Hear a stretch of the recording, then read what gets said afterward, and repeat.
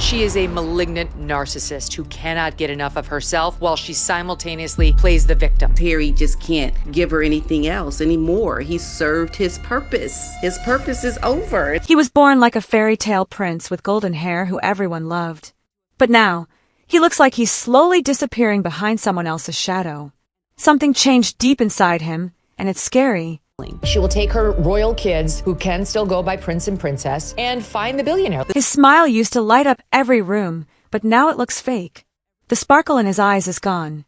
The prince who used to break royal rules now seems scared to talk without asking permission first. And I think he's slipped from what was the natural person who everyone in Britain loved and saw the smiley. What happened to Prince Harry? How did the most rebellious royal, the soldier and humanitarian, become so quiet and careful? Some say it's love, others say he changed. But psychologists say it's something much darker. The woman who destroyed her in-laws' family, whose own family doesn't like her, whose the in-laws obviously don't like her, the public doesn't like her. They see signs of narcissistic abuse. When you connect the clues, the loneliness, the personality change, the tiredness, the truth is hard to ignore. This isn't just a bad love story. It's a step-by-step guide on how even the strongest person can be broken down until they forget who they were.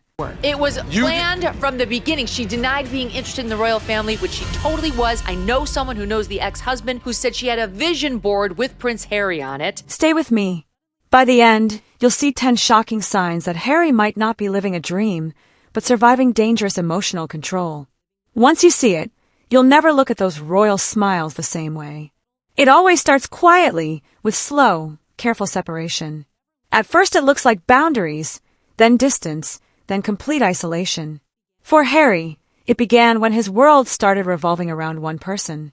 And he's abandoned family, country, and all his friends to be with this woman. He'll want to go home. All right, a bold prediction for the year ahead. Old friends, army buddies, wedding guests, even loyal staff, all gone one by one. They were replaced by new faces loyal only to the new relationship. All my life, and then Oprah Winfrey had met them once. She was a guest. The Clooneys, the guests. I mean, never met them before, but they were the guests. And, I thought to myself, this all showbiz rubbish. To others, it looked like independence and freedom from the palace. But real freedom doesn't mean cutting everyone off. Behind the talk of privacy, there were whispers of control, subtle, quiet, and invisible. I truly believe that when he met Meghan, she whispered into his ear, a 36-year-old mature woman whispered into his ear, Harry, you and I could change the world. Experts say this is how dependency starts. You're told others don't understand you, that family doesn't support you, that only one person truly does. Soon you believe it. Harry, once surrounded by friends and royal duty, became an island. Harry came from this very busy world of the royal family with lots to do. Even in his spare time, he could play polo and do whatever he wanted. Even his bond with William, once unbreakable, started to break.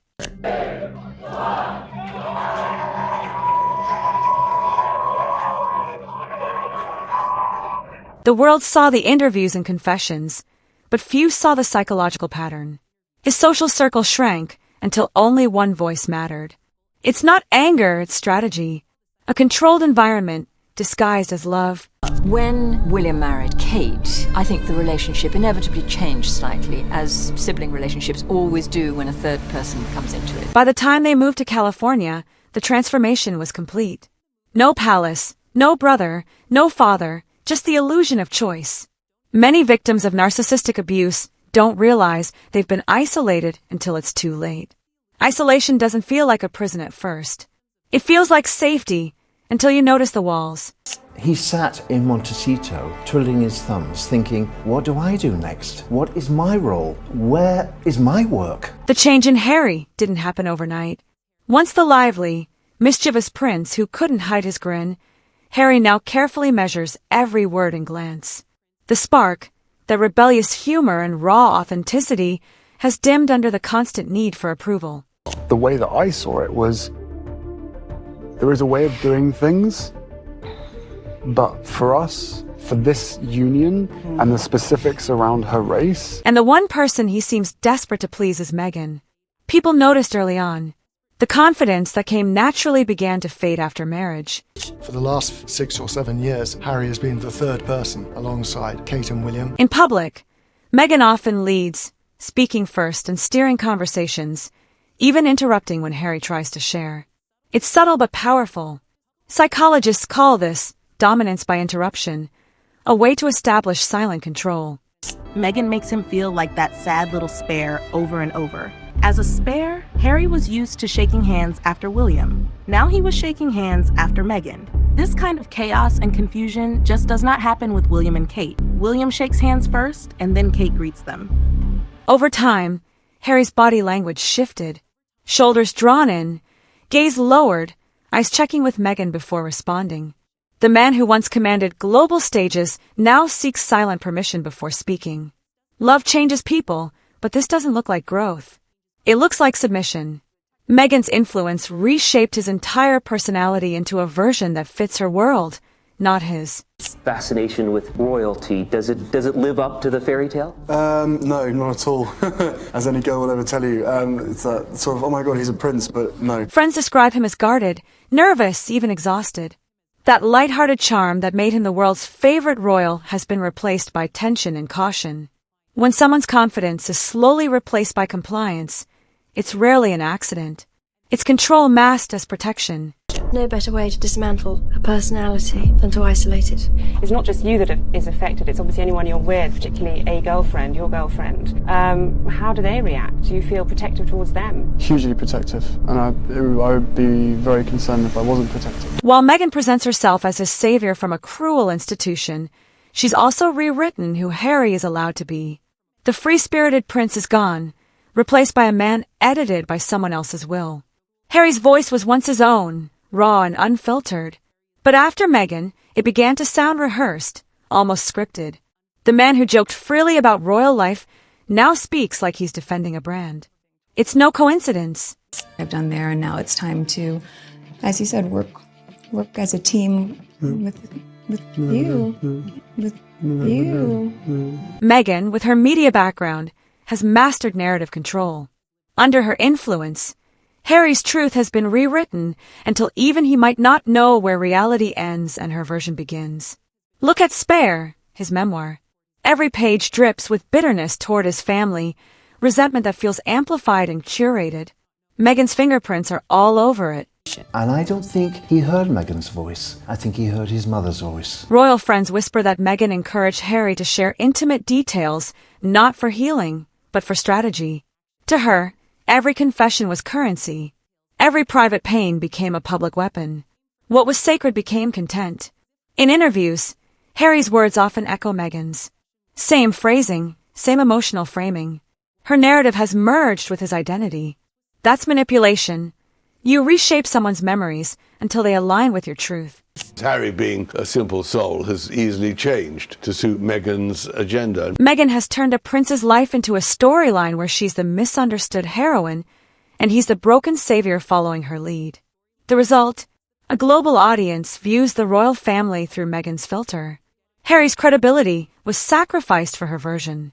What was a family dispute has been reframed as oppression. And the most dangerous part? He believes it. That's narcissist power. They make you forget the story was ever yours to tell. Control doesn't always come as a demand.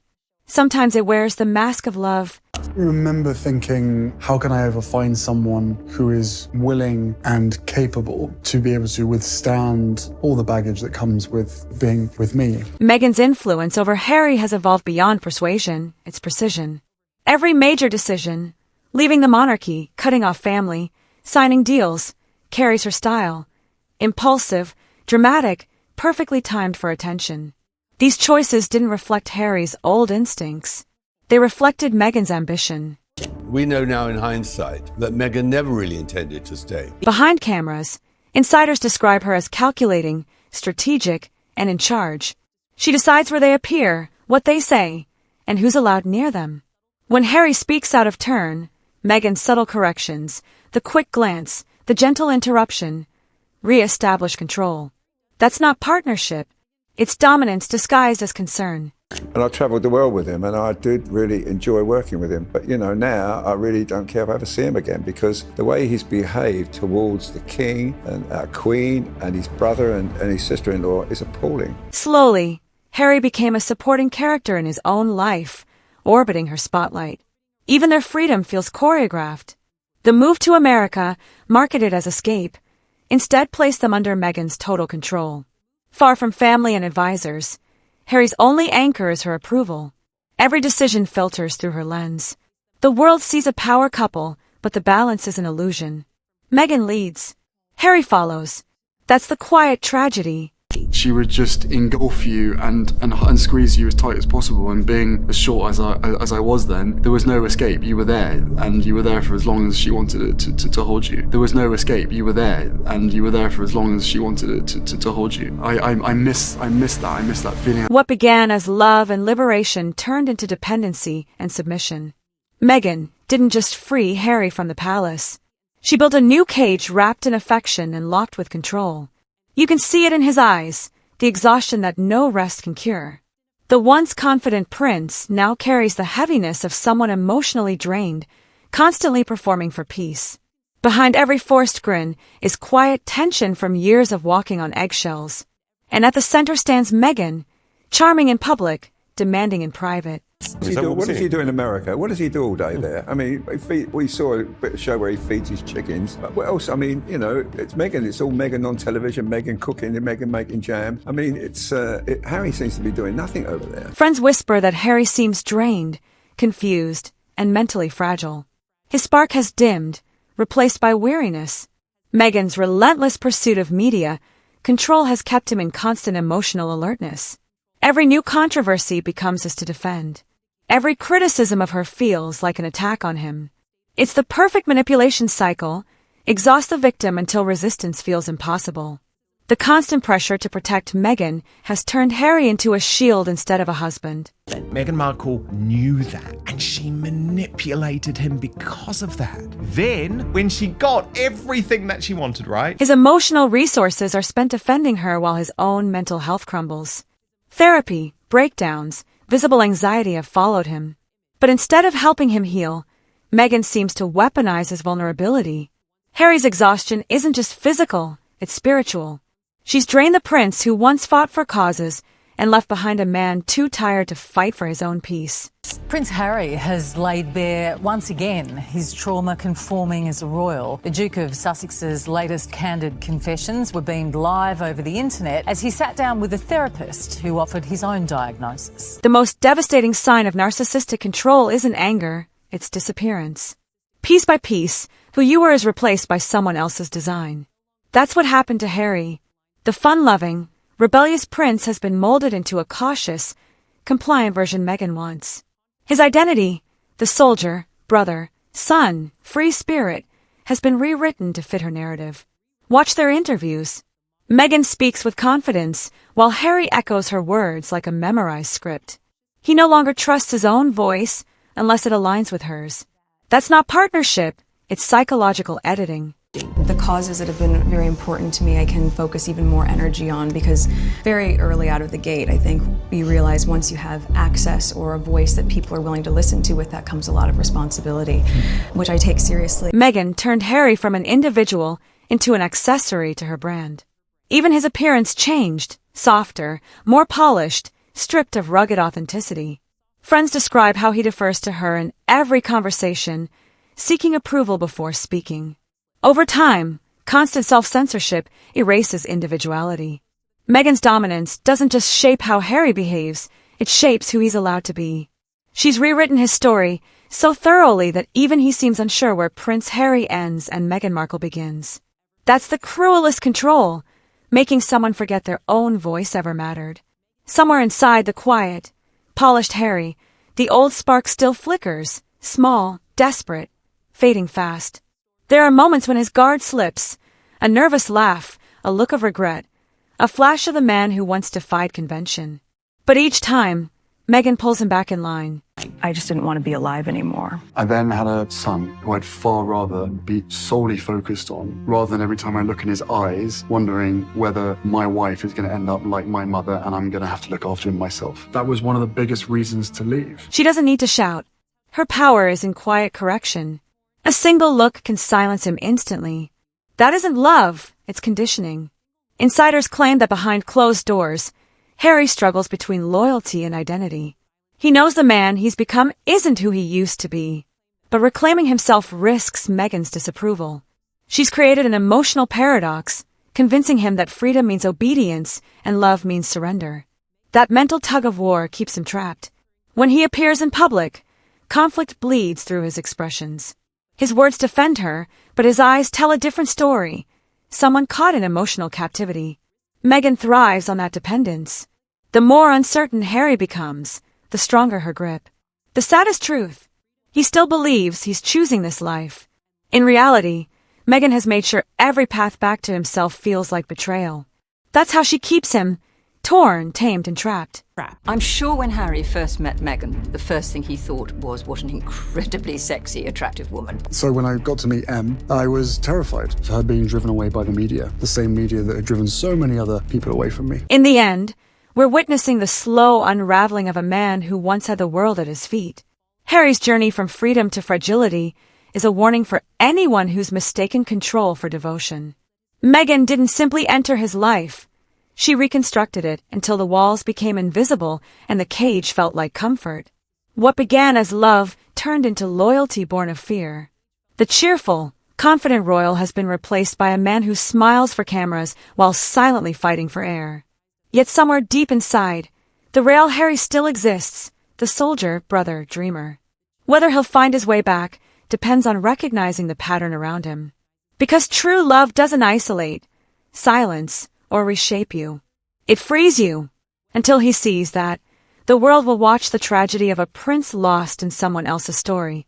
If you want to uncover how this began, watch our previous video about Harry's discovery of Meghan's Soho House past. Subscribe to Spill Realm now, because in fame and power, every smile hides a secret.